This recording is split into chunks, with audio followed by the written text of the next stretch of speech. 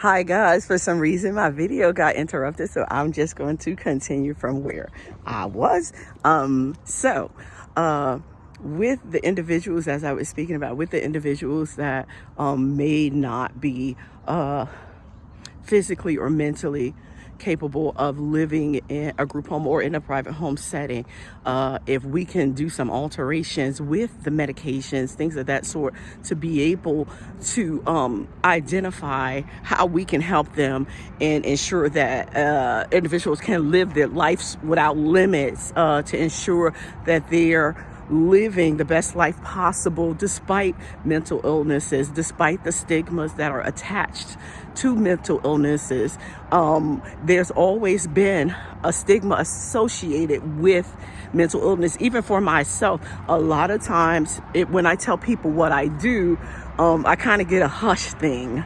Oh, don't talk to her. She's going to analyze everything you say. So if they're assuming I'm going to analyze everything they say, more than likely they're assuming that these individuals with mental illness are possibly going to hurt them or things of that nature. But we all know if they receive the care that they require, it is not likely that they're going to be aggressive.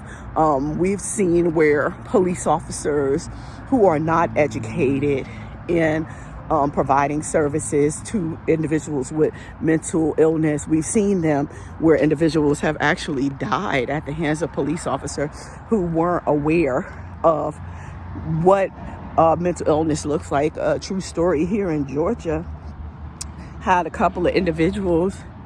They're in a private home. We don't have homes where it says the name or anything, just private homes. So they have their privacy. So we had a few individuals in the home, and the one individual, he actually worked, and with COVID, his job was shut down, and he had staff in the group homes. We typically have 24-hour staff where there's staff there all the time. And on this particular day, the client, who was actually decompensating at the time, the client goes into his room and he calls the police and tells the police that he's being held hostage. Now, keep in mind, some police officers in the area, some of our homes the police officers are aware of what they are, so they know what we do, and they're aware that we exist. Others are in remote areas where the police officers may or may not know what we do. In this particular incident, the individual actually called the police and said that he was being held hostage, and he was having a panic attack, a little anxiety.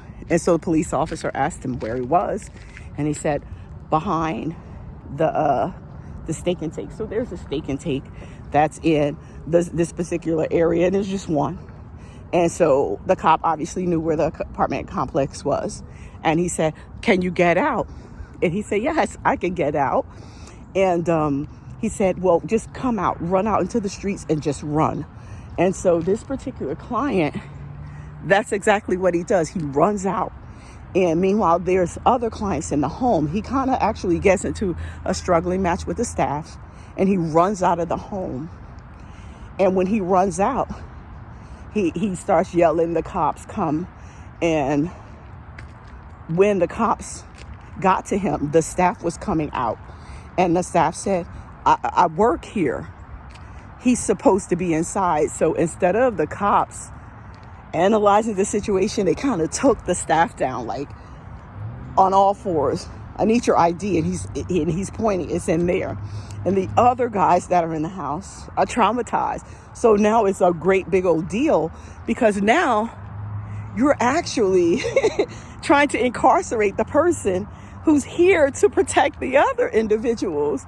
And so he literally had to say, "Okay, well, go in and get my ID. We're a part of DBHDD, but we just don't mention it." But if the awareness is there, then they would have known this is probably not the best way to do it, is to tackle someone to the ground, because you heard someone on the phone said that they had been kidnapped by this person.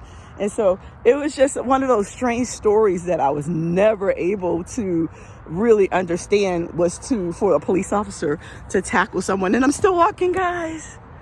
Still walking around, losing a little breath, not used to walking so much. I probably need to work out more, but I'm still walking around. But it was one of the strange stories that, that stuck with me. I just want to see if I can flip that camera. Not sure. I wanted to flip the camera. I wanted you guys to see how far I had walked. So walking for mental health awareness. I'm actually enjoying the class of mental health awareness and global awareness because when you think of global awareness, you gotta start at home. So even though we want to find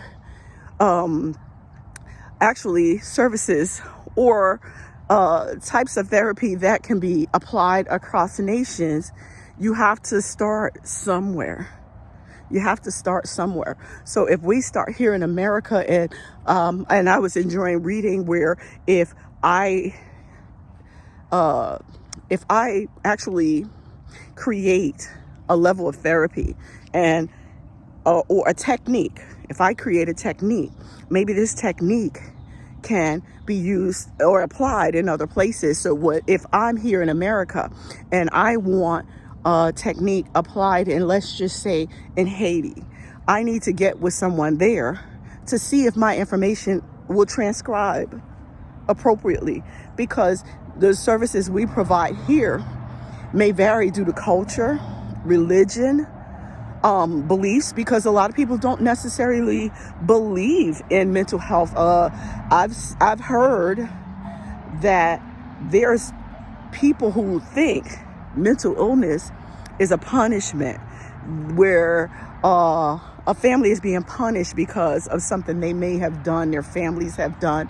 They're being punished. So the family member is not mentally ill. They're possessed by the devil. That's what I've heard. I've heard on multiple occasions that people think that they're possessed by the devil, and this is why they're going through things. But you, as well as I know, everyone who's under the sound of my voice, who are possibly in the field, know that mental illness has nothing to do with a curse. We understand that it's a chemical imbalance, and it happens. It can be an onset of a traumatic event. And just to go a little further, my sister, who has major depression, we had a large house fire about maybe 10 years ago, and she was a smoker. I'm gonna say even more than 10 years ago, she was a smoker. And actually her cigarette was what caused the house fire to burn the house down to the ground. It was so traumatic, it kind of triggered the start of her major depression. So in the beginning, you get the different diagnoses: schizoaffective, bipolar. It was multiple things, but being in the field, I was in the field at the time. So I was able to work with them to kind of, rule out some things. And so at this point, she is diagnosed with major depression. She's on medication, so she's living a full life without limits.